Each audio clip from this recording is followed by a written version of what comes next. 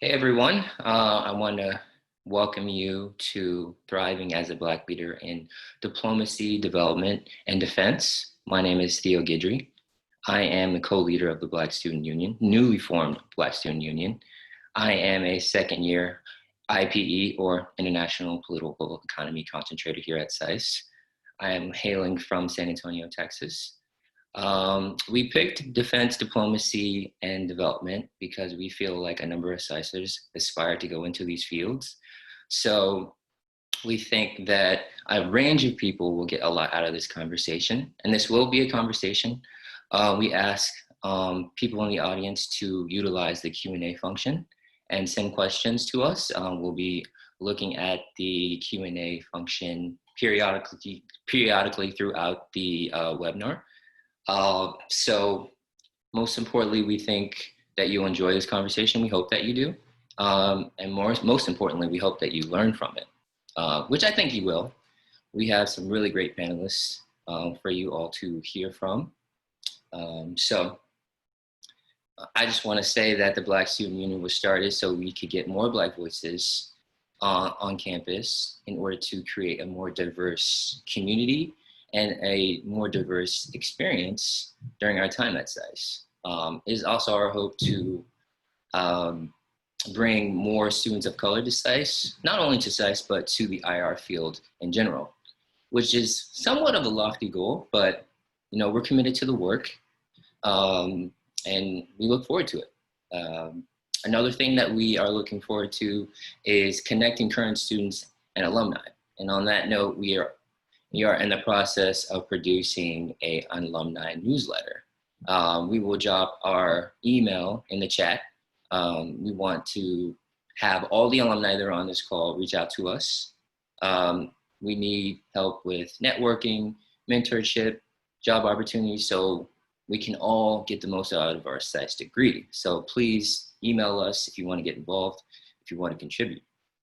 And with that, I want to introduce the other co-leader of the Black Student Union.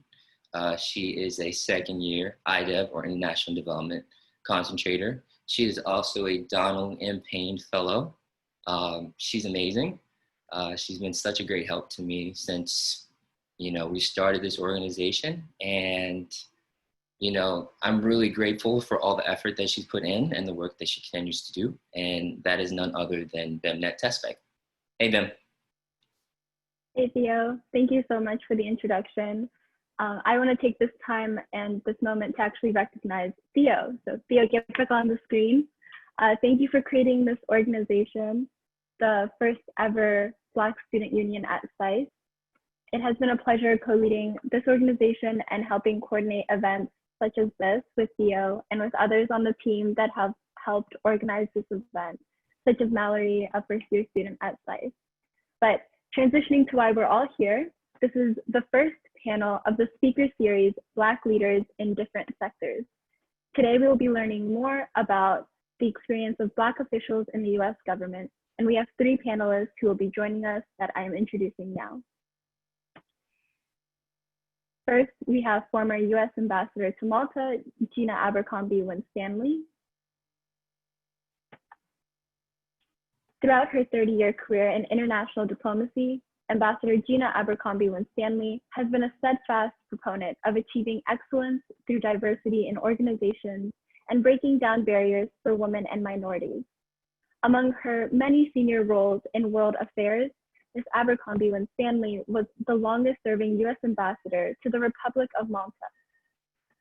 She has also advised the commander of US cyber forces on our foreign policy priorities and expanded our counterterrorism partners and programs as Deputy Coordinator for Counterterrorism. In another role, as the Secretary of State's Special Assistant for the Middle East and Africa, she monitored the election in the Gaza Strip and actively supported gender equality in the Kingdom of Saudi Arabia as the first woman to lead a diplomatic mission there. She has also held senior positions at the Defense Department and at the National Security Council of the White House. Ambassador Gina Abercrombie Winstanle earned her master's degree from Johns Hopkins SAIS. Our next panelist is Ms. Alexious Butler, who is a career Foreign Service officer with the United States Agency for International Development. Prior to accepting the Diplomat in Residence assignment at Morehouse College in July of 2020, Ms. Alexious Butler was assigned to the U.S. Army War College in Pennsylvania. In 2019, Ms. Butler completed a 4-year assignment in the Haiti mission, where she served initially as the Democracy, Rights, and Governance Office Chief, and then moved into the front office to serve as Deputy Mission Director. Her Deputy Mission Director portfolio included the offices of Foreign Disaster Assistance, Economic Growth and Agriculture, Food for Peace, and DRG. Prior to her Haiti assignments, Ms. Butler served as a DRG officer in South Sudan, Bangladesh, Iraq, and Afghanistan, as well as in Washington, D.C., in the Africa Bureau's Conflict, Peacebuilding, and Governance section. Before joining USAID in 2006, Ms. Butler was the resident representative for the National Democratic Institute in Uganda, where she managed women's political participation and electoral observation programs. She also worked with NDI in Kenya and Tanzania on political party development. Our final panelist is Nia Hope Bess. Nia is Vice President of Global Public Policy for the JP Morgan Chase Policy Center. In her role, she works to advocate promising national, regional, and local policies that help unlock opportunity for excluded communities and drive a more inclusive economy. Prior to joining JP Morgan Chase, Nia served for over a decade at Department of Defense in the Office of the Secretary of Defense, where she led the Secretary's federal, state, and local economic development policy interface as Deputy Director of the Office of Economic Adjustment. There, she managed DoD's $1.5 billion community investment grant portfolio and partnered with congressional, state, and local elected officials to address economic challenges that impact the DoD mission, including defense industry workforce, cybersecurity, and school and road infrastructure in defense-connected communities. Nia began her federal service career at the U.S. Department of Commerce, where she managed the National Economic Development Planning Program and helped states implement economic resilience that stabilized vulnerable communities and business following disasters. Nia also earned her master's degree at Johns Hopkins SAIS. As Theo mentioned, I will be monitoring the participants' Q&A section, so please put your questions in the chat box below, and we'll be sure to pose your questions to our panelists after the first round. But now I'm turning it over to Theo. Thank you. Thank you, Bem. Just to start this off, just a quick question on background, and this can go to anyone who wants to jump in. This question is, can you speak on some of the reasons why you chose your given career path? And we'll just open that up to anyone who wants to join in. Ladies? Well, I'm happy to start. I was a Peace Corps volunteer in between my bachelor's degree and coming to SAIS, and had been interested in being overseas. I did a sophomore year abroad as an undergraduate, but while I was a Peace Corps volunteer, I had an opportunity to meet some diplomats and recognized or found out that the Department of State has the same basic goal as a Peace Corps volunteer. You know, as a Peace Corps volunteer, they tell you, you know, leave a skill behind, learn about another group of people and teach them about America. And of course, as a diplomat, you're out there to make friends for America. So that is really how I got my start, meeting some diplomats there and learning about the work and thinking that would be an awesome career. So that's how I got started. Okay, I didn't know you were a Peace Corps volunteer as well in Mali, so I know what path it can send you on. Yeah. Nia, would you want to join in? Sure, thank you First of all, I just would like to thank you all for coordinating this event. Really an important organization that you all have established. I'm really proud of you all's work and your vision, and glad to be a part of this distinguished panel with these two trailblazing women who are joining, and I have the honor to be joining along with. I essentially was always interested in understanding economic, just sort of what the economic forces that that influence opportunity in the United States and abroad. I really was most interested in international development, and studied business and sociology in undergraduate, with some emphasis on international economics. But there were not a lot of opportunities right out of undergraduate. I came out of school at a not a great time in the economy in the very early 2000s, and pursued, instead of international economic development right away, domestic economic development. But that led me to opportunities really in the United Kingdom and other parts of Europe. And then later back to the United States and to the Department of Defense, which was an unexpected place for me based on what I was originally focused on. But I found that in the department, there was a significant component of the mission that was really focused on broader economic development and prosperity as it relates to defense impacted communities, and that's where I spent a large portion of my career, as you all shared. I understand. I came out of undergrad in 2009, and that was a pretty tough time to get a job. So that's coincidentally that's when I went into the Peace Corps, which was perfect. Came back in a better situation, but not the best. But I did come out in 2009, so I know that situation. Alexis, can you just give us something that you Sure. So I was always interested in politics. I did my undergraduate studies at Duke University, and I majored in political science.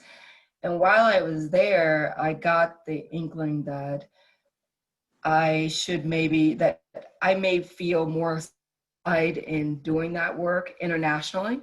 So I remember thinking, like, I can't wait so I can start traveling and working internationally, because I felt personally that I would be able to have a bigger impact on the political processes in other countries than dealing with the behemoth of the political beast in the US, right? And so I began doing public affairs work because I didn't really know how to get into it, right? So I started working at a PR firm, and they sent me to Uganda, which I was just amazed with. I was doing civic education essentially on a privatization project that was funded by the World Bank. And I fell in love with the idea of really, working internationally. But I also recognized fairly quickly that I needed to get a graduate degree, because this fluke of this job that I had wasn't gonna get me very far. And I'll be honest with you, my advisors when I was in undergrad were like, you're not really the kind of person that would do well in the Peace Corps. And so, I don't know why they advised against this. And these were advisors that looked like me. Not for everyone. And so they discouraged me from applying for the Peace Corps, which, for better or for worse, it is what it is, as the ambassador said earlier. But I then began, so once I came back to the US, and I continued working in public relations, and then I finally made the leap, because I had a job at Coca-Cola. I'm originally from Atlanta, and I had a job at Coca-Cola doing PR. And where I come from, like, that Coke job is like the top echelon, because you can have that job forever. And so I quit to begin to go to grad school. And my family thought I was insane. Why would you do that? To go back to school? You don't even have a job. How are you going to pay your bills? I was also a single mother at the time. And, so it's like another layer on top of that. But I was like, this is what I want to do. I was getting physically ill going to work every day because I hated what I was doing at Coke. And so I eventually kind of fell into, I got my graduate degree, and then I started doing electoral development specifically. And it was something I loved because I'm a very process-oriented person.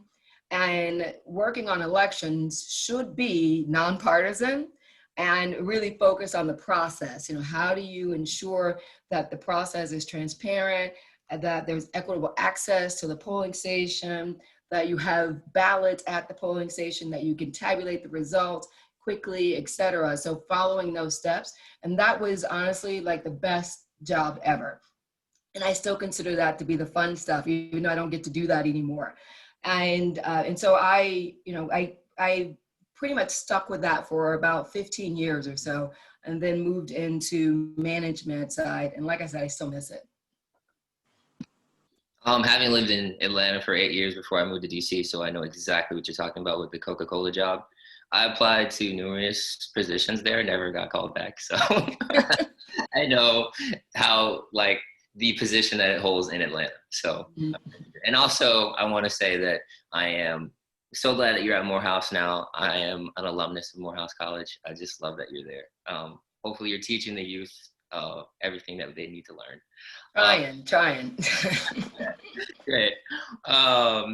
So our next question is just a bit deeper. I want to talk about at the intersection of race and gender and being from an underrepresented group, how are you navigating your career in dealing with microaggressions or possibly macroaggressions or stumbling blocks that you see for yourself and maybe not for your peers? And I see the ambassador smiling there, so I kind of want to back to this conversation. Some things, and I am considerably older than my two panelists, so I can tell you that I have bumped into that wall or stumbled over that barrier of thinking at some point some things will change or you won't have to be bothered with them anymore. I stepped away from the State Department at the end of 2017 and returned home to do some proselytizing for folks from the Midwest, folks who look like me, to consider careers in international affairs.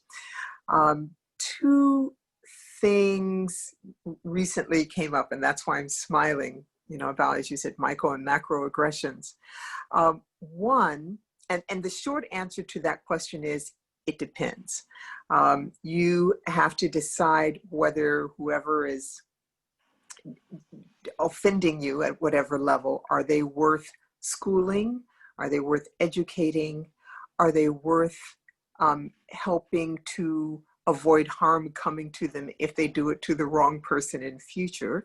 Or if it's so casual or they're not worth it. And then how much of yourself do you put into that? And one thing that I think all of us will come to sooner or later is the feeling that, it's really not my job to fix you. And so some people you won't bother with because they're not your problem. Some people are more intimately involved in your life, and then, as I said, you're going to have to decide. So my most recent microaggression that in the end, although she might be described as a close friend on the one hand, when I called her on a microaggression, her response was to say, I don't think you appreciate, unspoken, the burden that falls on those of us in the diplomatic corps who have to deal with racist comments from other people, and we have to engage them on it. And she was telling me that I didn't appreciate her burden as a white person of having to deal with and respond to racist people when she did. And I was so flabbergasted by that. And then momentarily enraged. And then I got quiet, and then I've left it alone. I haven't responded to it because, as I said, you have to make sometimes there just isn't much to say. And that's kind of it. It depends. It depends. But I will say at this stage of my career and in the earlier stages of my career, based on my personality, I generally point out to people what they have done and try and explain to them why it's a problem. Sometimes I do it with humor as best I can, and sometimes I just do it with a steely gaze like this, please take me seriously. And as I'm saying very much these days, my generation was taught to suck it up and keep going, and you will rise to the top if you do a great job, and don't rock the boat, et cetera, et cetera. And I don't think that was the right thing then. I only did it halfway well. And I argue strongly and believe completely that if we don't let people know X, Y, or Z is a problem, then they can't be expected to know. So we have to speak up and let people know, there's a problem with what you said there, and let me tell you why, so you don't do it again. That's my view. Ladies. Thank you. I would agree with the ambassador that I have also, during my career, chosen to ignore some comments because oftentimes it's easier to write it off as that's that person. But it does get to be tiring, because you do have to interact. You do end up dealing with these microaggressions. And it's not just from internally, when you're working abroad, oftentimes, particularly in the development sector, the only people they will have seen that work for USAID will be white men. And I've been in meetings before where they will, someone's like, well, is the deputy mission director going to join us? And it's like, I'm here. And then they'll look at me and they're like, well, is the mission director going to join us? As if my presence isn't sufficient, right?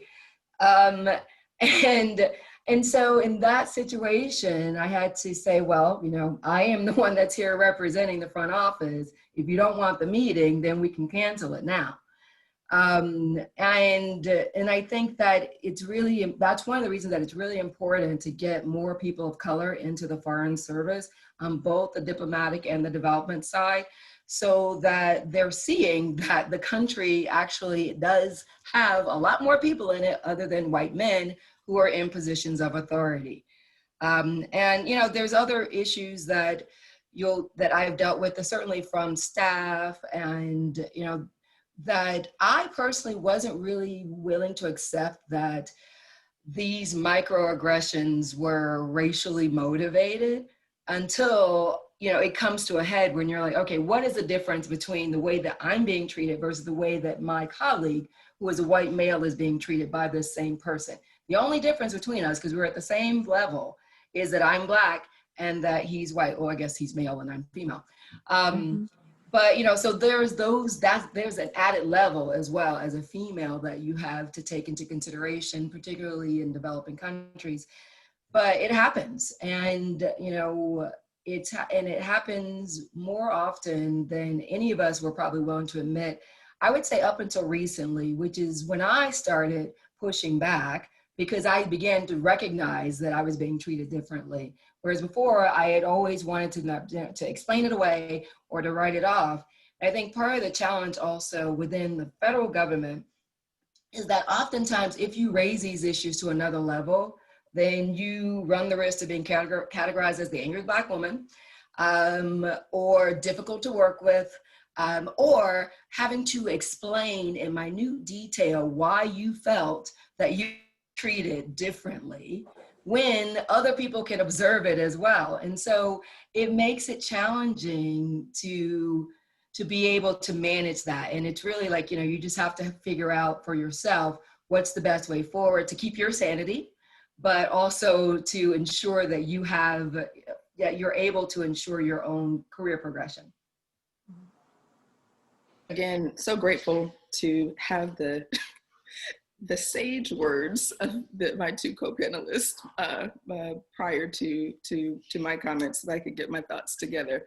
The Department of Defense is probably one of the most white male dominated organizations in the entire world. And unapologetically, and really has historically been led by, a level of, masculine toxicity that is celebrated almost as a part of the culture. I never anticipated that I would work in the Department of Defense. If you had told me 10 years before my time there, I would have said never. I would never work in that organization for those precise reasons. But I had the opportunity to transition into the department really because of a white male mentor that I had, who I worked with while I was at the Department of Commerce on some of the post-Katrina disaster work that we did with FEMA.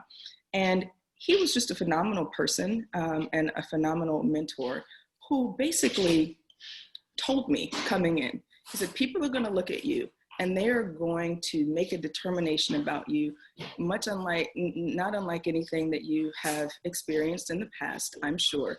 And he said, and what I want you to know is that they're saying that, they're engaging with you in that manner because they're afraid of you. And they are afraid of what they might lose if someone like you comes into an organization like this and is able to command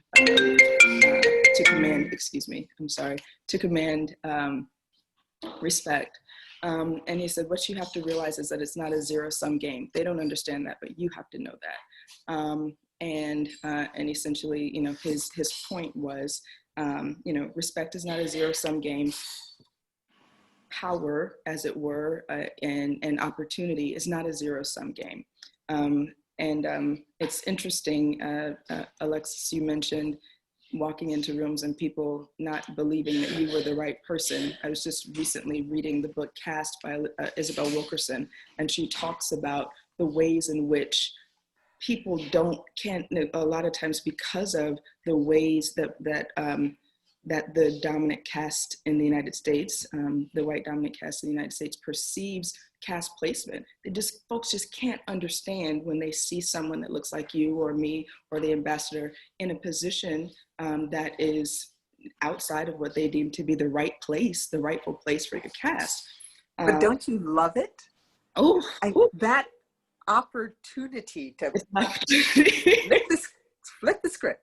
Yes, ma'am. It's an opportunity to flip the script. And, again, when folks take the low road, or try and sort of pull, make untoward comments or inappropriate comments, or, I do a lot of meditation just as a side and I would recommend to you all to, as you're entering to this space in your careers, to embrace a meditative practice that allows you to have the willpower in moments of fire coming out of your ears to be able to take a minute. And it's not to give anybody a break. It's to give yourself the opportunity to rise above that situation.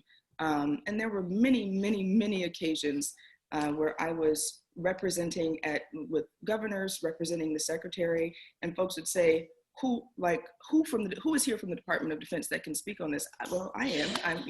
I'm the deputy. I have the deputy director for the office that is going to give you this money. Where's the person that makes the decision? I'm the person that makes the decision. So you can burn this bridge now, and then we can talk about it, after I get back to the office and your application's on my desk, or we can move past whatever your challenges are and move towards progress. I will say that wasn't always the space of opportunity that I was in, because I wasn't always the deputy director. And there are times where you have to make a decision as to whether or not you want to make a point to the ambassadors, a point that the ambassador made. Do you want to make a point, or do you want to live to make a better point in the future?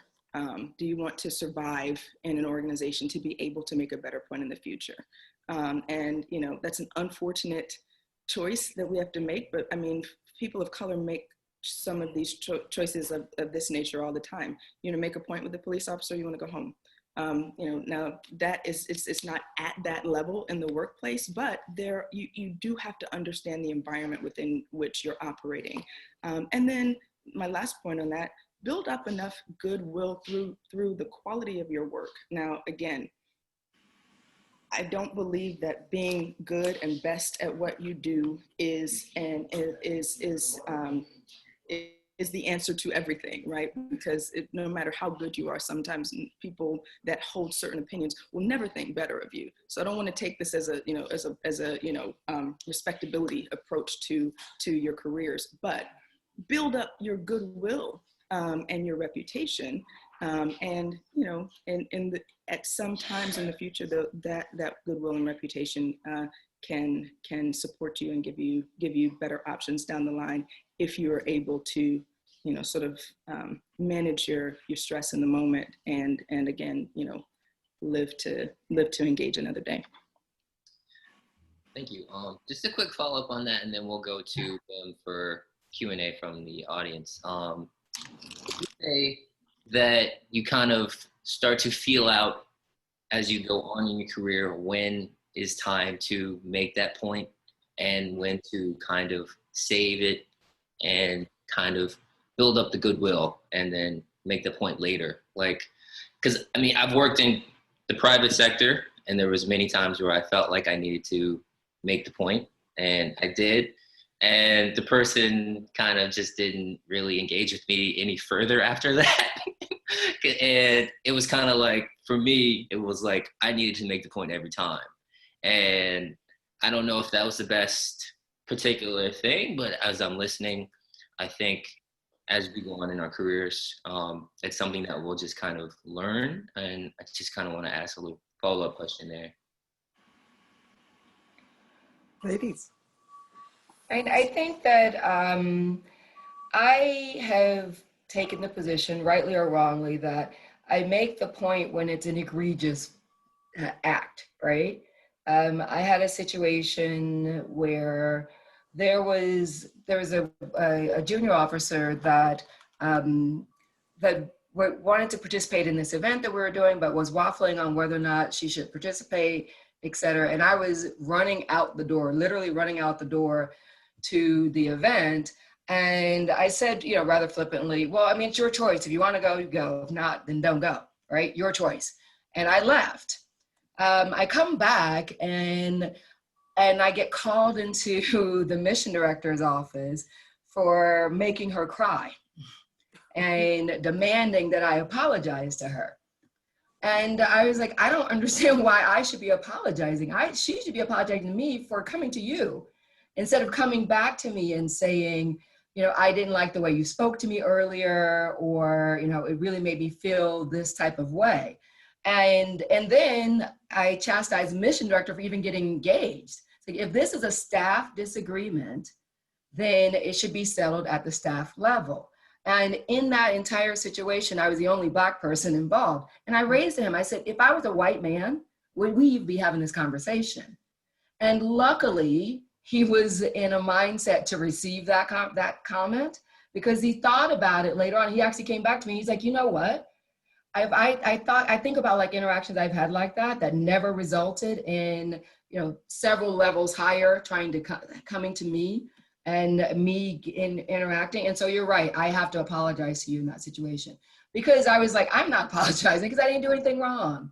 It was a conversation that I brushed off as very kind of, it's your call, et cetera, and one that she took to heart in a different manner. And so we should have been able to sort that out between ourselves, but it was escalated. And I think it was escalated because they feared me on some level, right? And unnecessarily, because I certainly didn't feel like I had any emotions tied to it. And so those types of situations are ones that I feel like, you have to say something. But, again, as the ambassador said earlier, there's plenty of situations where you just write it off, and somebody's like, oh, I didn't recognize you because you changed your hair. I'm just going to write that off and keep moving, I hear you on that one. Yes. And we do change our hairstyle. So a lot of incognito movements are possible. One thing I will say, I certainly associate myself with those remarks, but I think we all have said, again, it depends on the circumstances, situation, and what role this person plays in your life. I recently had to give a presentation on microaggressions to several hundred people, colleagues.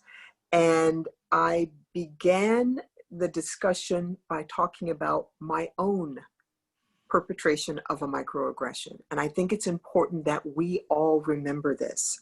We can microaggress against others, regardless of our station in life, our background, color, gender, sexual orientation, preference, whatever. We can all do it. And once we set that down, and I gave the specific example, which was me making an assumption about another person based on the way they looked, and therefore not giving them their slot of underrepresentation, and had to be apologized, smacked back a little bit, because they said, well, wait a minute, I'm Hispanic. And I was like, oh, yeah, you know, okay, right. You present like a white male, so you don't have to deal with it all the time. But the reality is, he hears things because people don't know he's Hispanic. He has to hear some things and hear comments and so on and so forth that he has to cope with and decide whether he deals with in the moment or etc. So once you've taken out the "you have done it," people can better hear it as well. And so I often start difficult conversations with a story like that, of saying, you know, I'm going to assume you've got the best possible intentions because I know I have the best possible intentions. And even I make mistakes sometimes, and I am living and breathing this stuff 24/7 at this point. Even I make mistakes. Here's a mistake I made. Let me tell you why what you said or did was a mistake, and let's work through it that way. And sometimes it works that way, but I think, as we've all agreed, sometimes water off your back, keep it moving. Next. Yep, absolutely. I would say, again, to echo the ambassador and Alexis as well, is just, you know, understand the environment that you're in. Understand what may be at risk or what you believe you have to gain, and approach the engagement from that standpoint. Do the best that you can to take your personal ego and your personal hurt feelings out of it. Get a journal, write it down, put it in there, close it up, move that out of the way so that you can try and sort of manage through whatever that experience is. And then, you know, beyond that, seek to understand what you're hoping to achieve. Again, what are you hoping to gain? Are you looking for retribution for yourself? If so, again, you know, that there's worth in that, there's importance in that, but try and understand why it is that you're looking for, that you feel like you might need that personal retribution. Do you feel like it could negatively impact your career? Is someone dealing with you in a way that you're concerned that it may, you know, reverberate, or that they're saying things about you to colleagues or something that could be damaging to where you're going? Or culturally, is it culturally damaging to the organization? And if that's the case, then collect information, you know, find an ally or someone that you believe that you can trust that can actually help you to achieve whatever the impact is that you are seeking to achieve, and highlight. You know, one of the things I had the benefit of being able to do when I was at DoD was say, look, these are some of the things that I'm seeing, and this is why this is how I believe this is damaging to our engagement with the communities that where we operate, which are, you know, made up of Black and brown people as well, and to the men and women in our force. This is how this is challenging culturally, and how this is going to detract from our mission if we don't get a handle on some of these types of issues. So, and you know, people take notice to things that affect the things that they care about, even if they don't care about the base thing, the initial thing. If you can show how that thing is again, you know, detracting from mission, detracting from in-state goal, you know, you can get folks to support and aid in the process that may not, you know, maybe strange bedfellows to whatever your challenge might be. So we have 2 questions from the participants that I will open up to our panelists. The first one is, as women of color, do you or did you ever feel that an opportunity was opened up to you in the government due to your racial background or identity as a woman, such as being siloed into a regional or gender focus? And then did you try to negotiate that position, and was there pushback when you tried to ensure what you felt you rightly deserved? Yes. Nia, would you like to start this one? Sure, definitely. You know, I mentioned my time in service in the SecDef's office. You know, I did a lot of jobs in the Office of Economic Adjustment and did them for many years. And you know, was an expert both on the programmatic side, which basically is engaging with communities, as well as on the administrative side, which was actually the budgeting components and the grants management part. There's a tendency in the department and in other places to silo Black people, women specifically, into roles that are more aligned with the administrative work. And so when there was an opportunity to split out deputies, before we had a single deputy, there were a couple of deputy positions. The director was really pushing me to do the administrative sort of grants management work, even though the degree that I got at SAIS, that the Department of Defense paid for, the time that I had spent as a program person, you know, really oriented me more towards the front-facing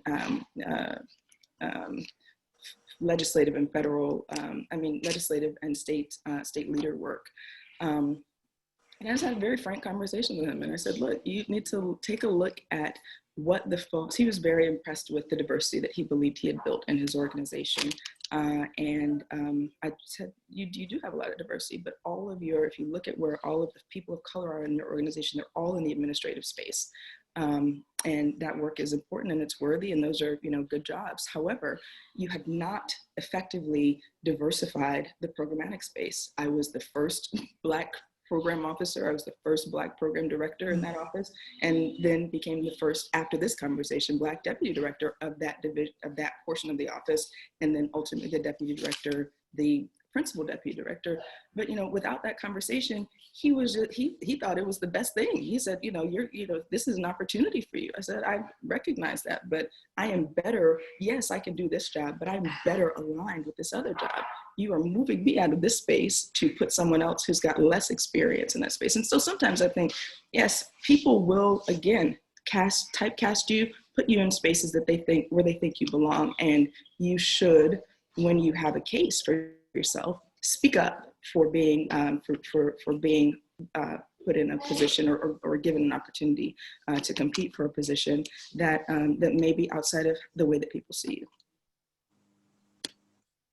Ambassador, I saw you starting to speak. Do you have any thoughts on that? No, I think those are excellent examples. I think all of us probably would answer emphatically yes, that race and gender can be a double-edged sword, because unfortunately it usually cuts the wrong way, but every now and again people might recognize this team does not look like it needs to look, and try and do something about it for the right reasons or the wrong reasons. I can't say, but sometimes it can help. As far as opening a door, it still matters what you do when you get there, because people are going to assume that you're there for whatever reason that you got there. They're still going to assume that you got there because you are a minority and addressing a lack of diversity, or because you are a woman and addressing a lack of parity.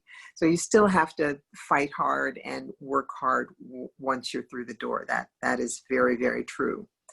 So I was thinking back on my career, and certainly mentors have been sponsors, not mentors, and making a distinction between advisor, sponsor, and mentor. Sponsors, people who can get you a promotion, get you a job, get you the project, get you the program. Those are the people who can make things happen for you. And I would say that sponsors have put me forward or championed me for a variety of reasons, and great, because It works that way for everybody else. Sometimes, you know, the white guy got the job because of the connection, whether it's personal or familial or whatever. So I always tell people, underrepresented based on diversity or parity, regardless, as long as you're keeping yourself professional, use everything you've got to get where you want and need to go, because trust me, everybody else is. So I never tell, you know, don't wear short skirts or tight this or whatever. That's not what I'm talking about. But if a door has opened because they know they've got a lack, at least in this sphere, and you're going through that door and you're going to show them that they have a lack in a wider sphere and show what you can do once you're through there, absolutely go for it.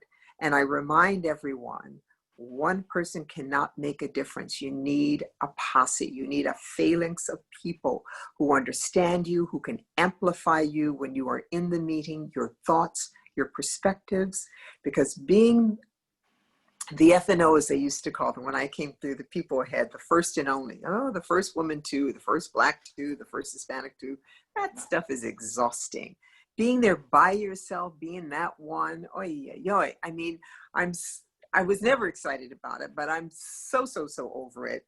And I learned when I came home from an organization when they were deciding that they were going to integrate in one particular way, and I'll leave it nameless, the person who they really wanted, they're going to finally let him in. He said, I don't come alone. I come with 4. You got to take 3 other people in my group if you want me. And that's the kind of power that we need to leverage and use and speak up for. I don't come alone anymore. I don't come alone. Wow, that's awesome. I think, you know, I never realized how much I like that term FNL, because, you know, I went to boarding school, and so I was the only Black female in my graduating class. And then I went to Duke for undergrad, which, you know, it's a smaller school than most people think, including grad school. It's about 7,000 students. And, you know, we had, if you cut out the athletes, we had a couple hundred Black students, right, who weren't on the football team or on the basketball team. And so, you know, didn't really occur to me that I was, you know, one of the only Black women in the political science department. And it wasn't until recently that somebody mentioned that I was the only Black woman they'd ever met who was a democracy and governance officer at the agency. And then I started thinking, I was like, yeah, wait a minute, where are the others? Why is it that I've been the only one? And I think that to some degree, the nature of the Foreign Service is one where you tend to forget that you are the only one in the sector, right? Because you're used to being the only one in the embassy. Or like if you walk into an embassy and like there's a Black ambassador, like, oh my God, this is great.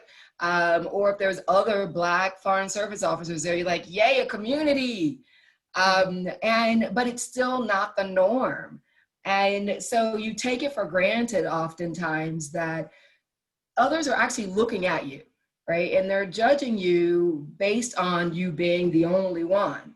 And so, you know, sometimes it is a burden and it does become tiring, but I think that we can also tend to forget that we're in that role and what that role means to others, because oftentimes it may mean more to others than it means to you specifically.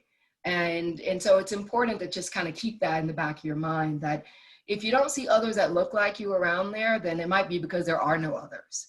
And that's unfortunate, you know, in 2020, we shouldn't be having this conversation.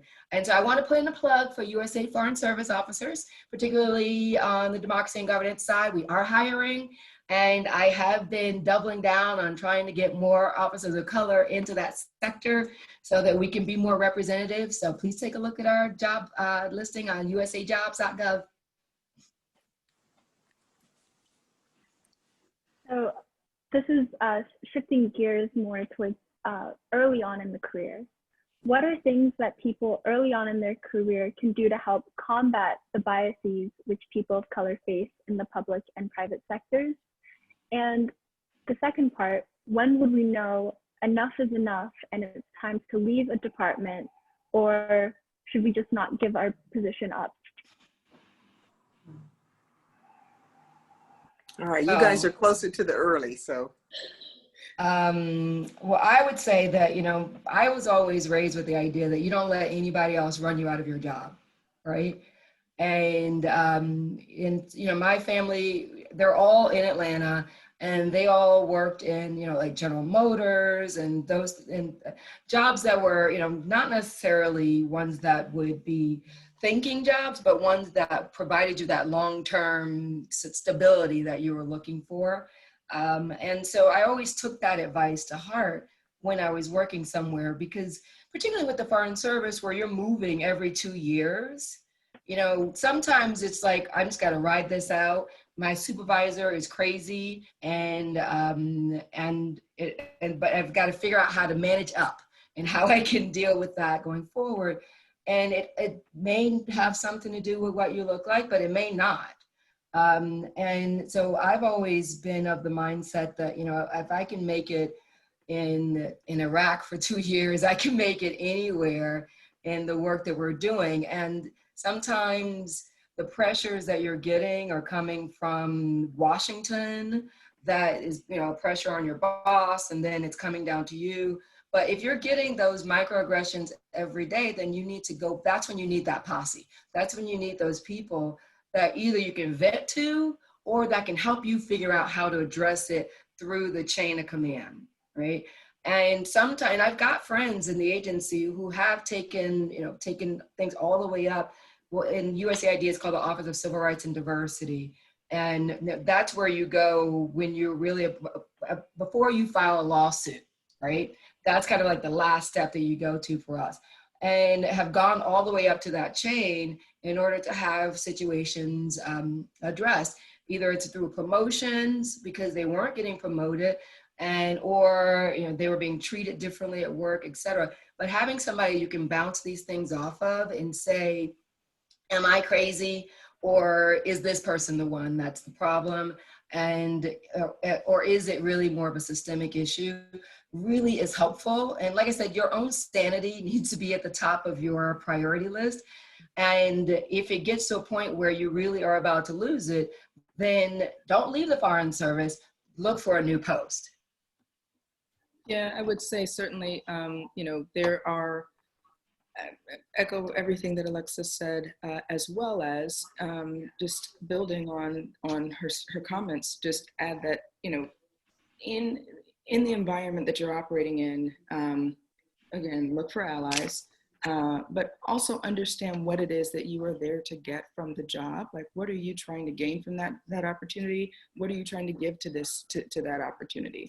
And, you know, I think the Foreign Service commitment is a slightly different trajectory than just specific the civil service side where I operated, just because there's such a specific path that you can be on, which I think it really is benefits greatly from having mentors and other folks that can help you along the way. But the same thing applies in the civil service side. So find some folks that either look like you or have something in common with you, that can help guide you in your process. That was really helpful for me early on.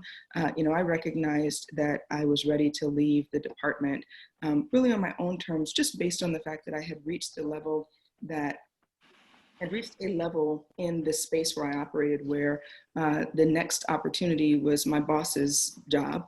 And he came in my office one day and said, you know, I think I'm probably going to retire. I'm about 72. I just looked at the man because he was 59. And, you know, at that time, and said to myself, well, and then to him, I need to come up with another plan, because there wasn't anything quite like what we did in DOD elsewhere. And so, you know, understand what you believe your path is and do your best to, one thing I didn't do a good job of was really have a multi-phase potential set of paths, right? I could either take, you know, go for his job or to try and go for another, I really didn't have a lot of long-term planning in mind outside of assuming, no, certainly he's not going to stay here forever. But, come up with that plan, retool it, revise it, work with mentors to, again, give you insights on it, understand the applicability of your skill sets to other roles within other parts of the federal service, if that's what you're interested in, and also in the private sector, which is where I ultimately ended up transitioning. And then, yes, leave on your own terms.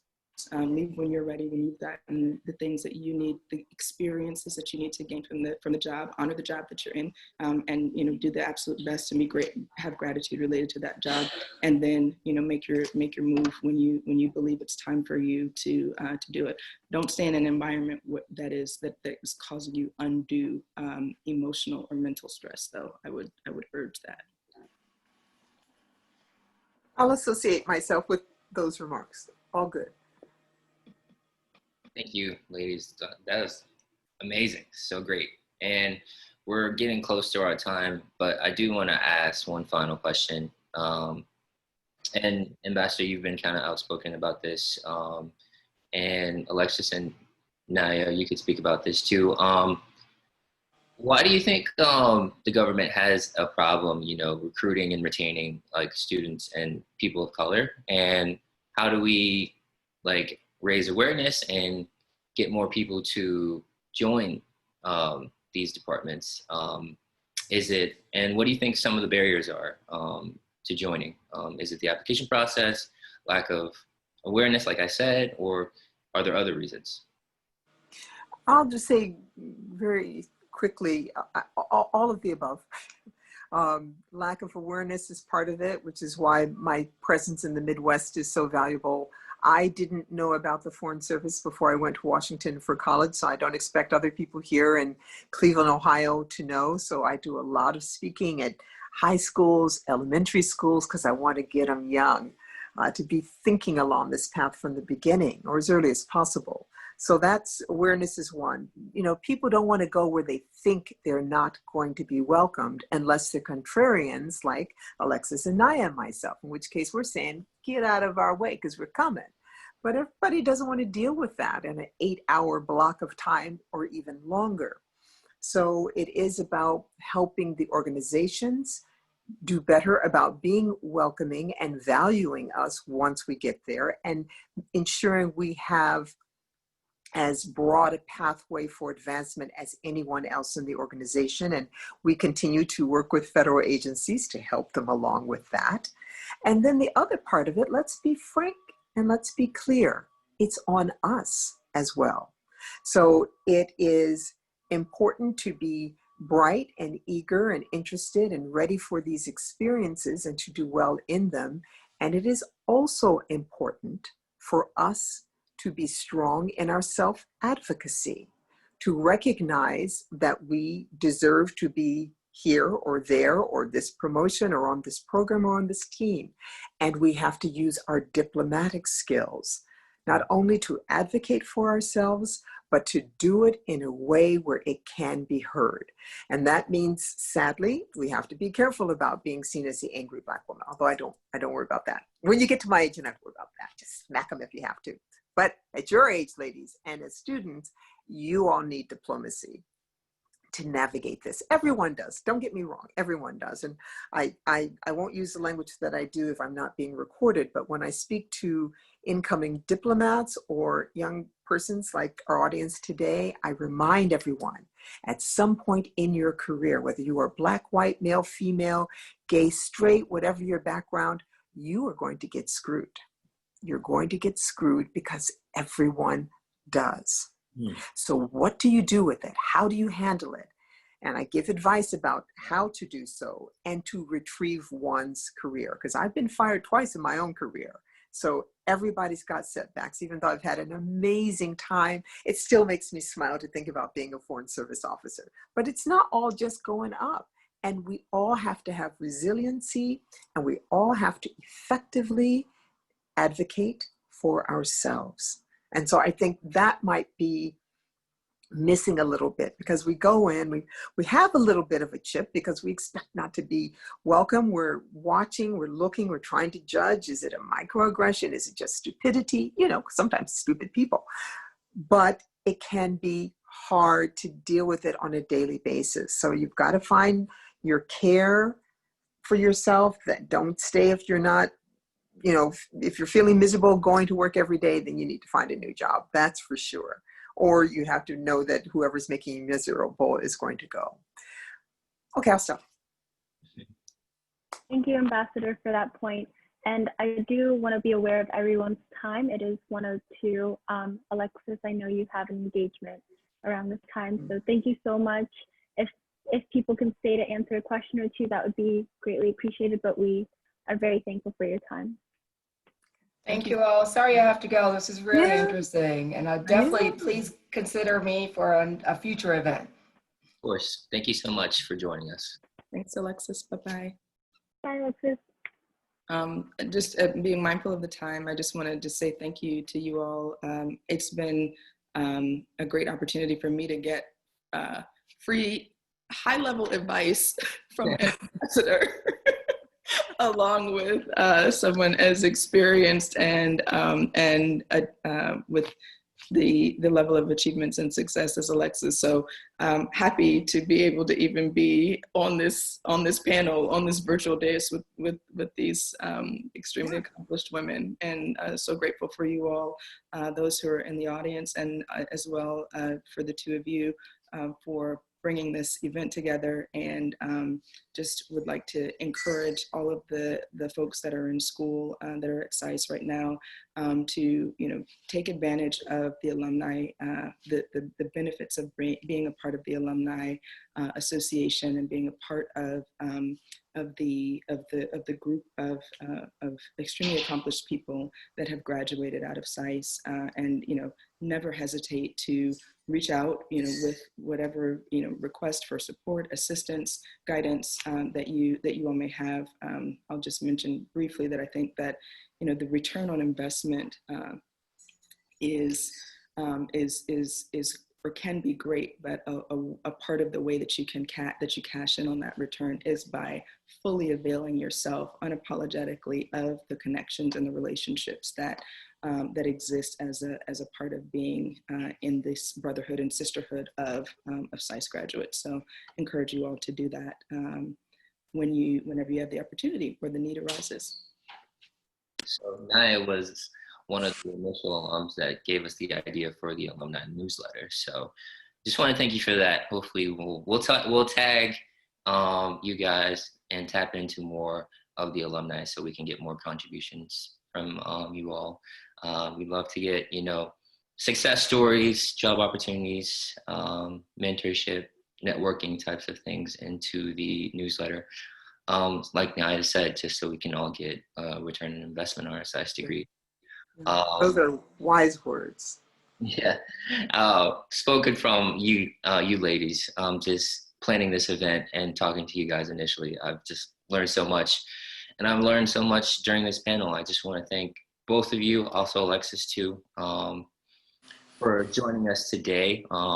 So excited! This is our first event of the academic year, our first event as a student organization. I think we've done well in listening to some of the things that our membership has reached out to us and asked for.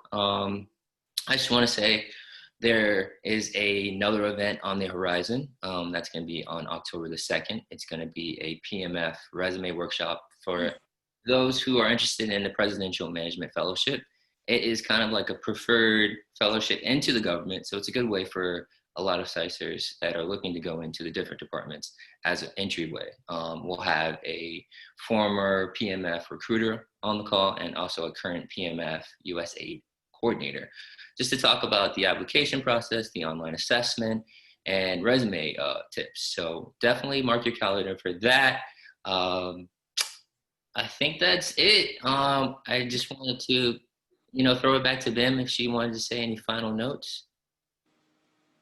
Again, thank you so much for both of your time, and Alexis, although she's not here right now. And we do want to see this as a two-way street. So anything that we can also provide as students so that it's more of a community and not just us intaking information all the time. So if you ever need anything from the BSU student body or recent alum, please reach out to us. Thank you. Thank you. It's a pleasure. Thank you all.